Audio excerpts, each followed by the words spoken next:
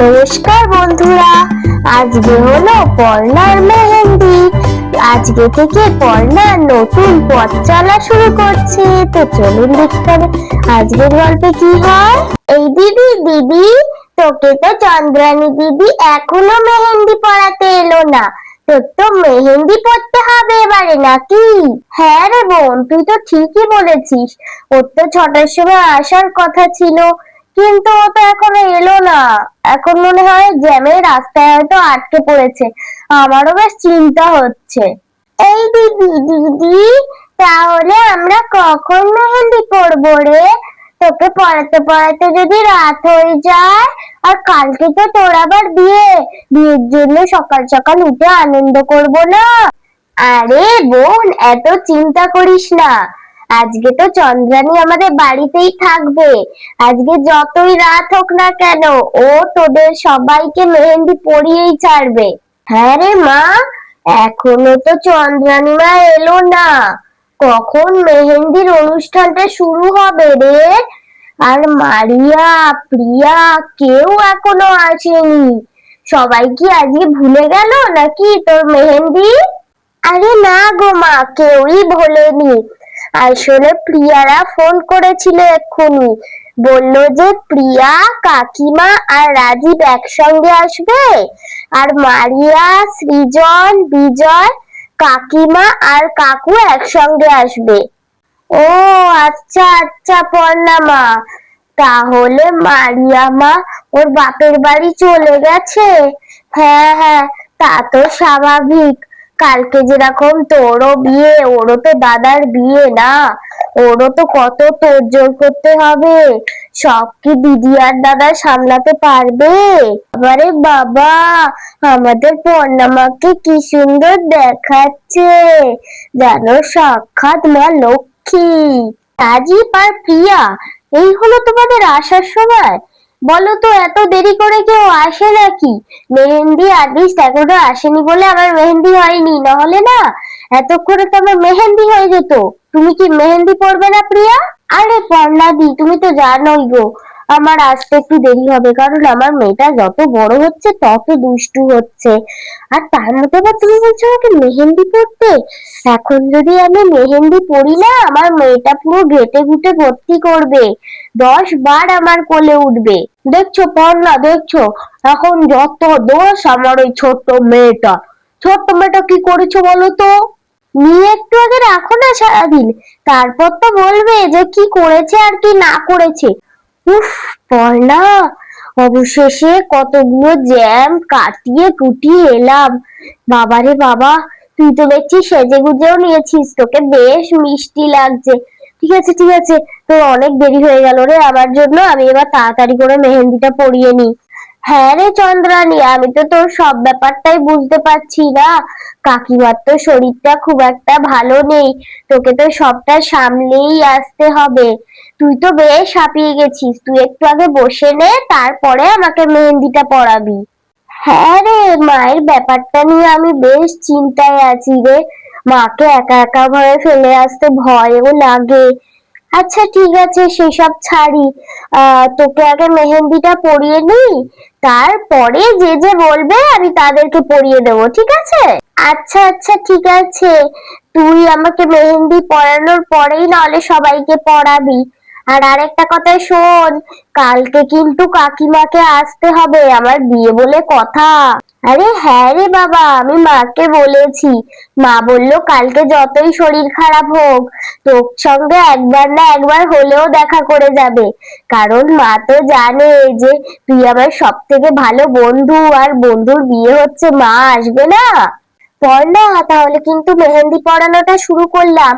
কিন্তু শোন, তুই যা ছটপট করিস বাবা, একদম ছটপট করিস না যেন, তাহলে কিন্তু মেহেন্দি একেবারে নতুন শাড়িতে লেগে নতুন শাড়িটাই পুরো নষ্ট হয়ে যাবে। এই মেহেন্দি খুব তাড়াতাড়ি রংটা ধরে নেয়। একদম ছটপট করবি না, চুপ করে বসবি, ঠিক আছে? আচ্ছা ঠিক আছে ঠিক আছে, তুই তাহলে পড়া, আমি চুপচাপই বসে আছি।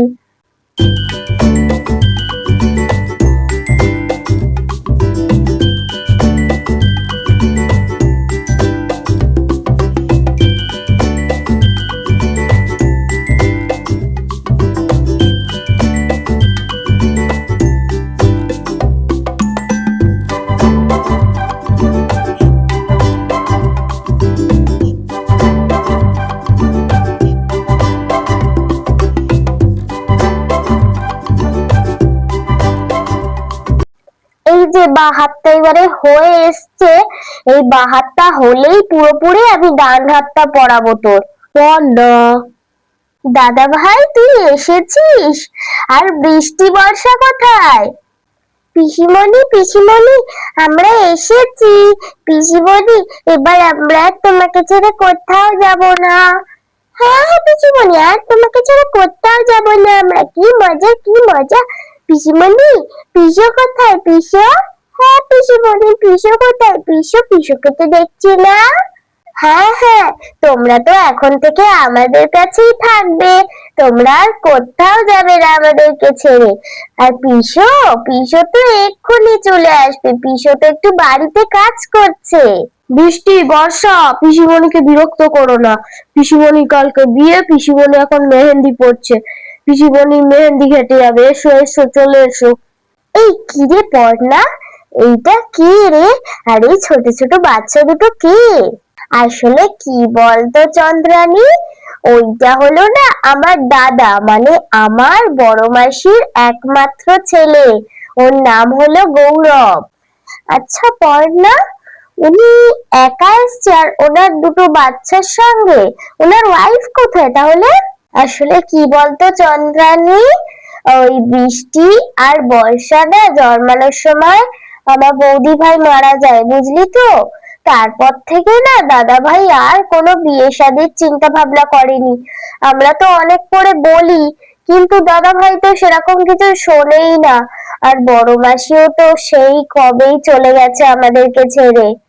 এই পর্ণা শোন না, তোর তো মেহেন্দি পড়ানোটা পুরো হয়ে গেছে, তুই এবার চুপ করে বস। আমি না গিয়ে একটু মুখ হাত পায়ে জল দিয়ে আসি রে, তারপর এসে ঝর্ণাকে পড়াবো।